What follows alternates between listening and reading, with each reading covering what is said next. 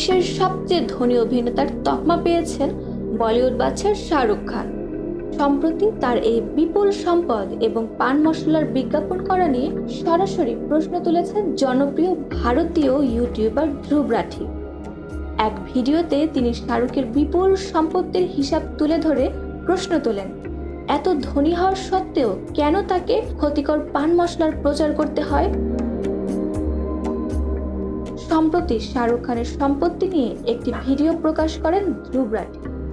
সেখানে তিনি জানান, বিভিন্ন সংবাদ মাধ্যমের প্রতিবেদন অনুসারে শাহরুখ বর্তমানে $1.4 বিলিয়ন সম্পত্তির মালিক, ভারতীয় মুদ্রায় যার পরিমাণ প্রায় 12,400 কোটি টাকা। এই বিপুল অর্থের পরিমাণ যে সহজে কল্পনা করাও কঠিন, সে বিষয়েও ইঙ্গিত দেন তিনি। ধ্রুব রাঠি তার ভিডিওতে জানান, এই পরিমাণ অর্থ ব্যাংকে রাখলে প্রতি বছর শাহরুখ খান কী পরিমাণ সুদ পেতে পারেন এবং বছরে তার সম্ভাব্য খরচ কত হতে পারে তারও একটি তুলনামূলক ধারণা দেন।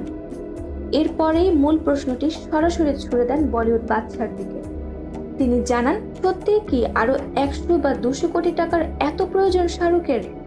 তার কথায়, সত্যি আপনার এত টাকার দরকার?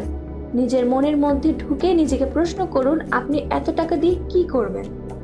ধ্রুবের ভাষ্যে, শাহরুখ খানের কাছে আমার একটাই প্রশ্ন, এই পরিমাণ অর্থ কি যথেষ্ট নয়?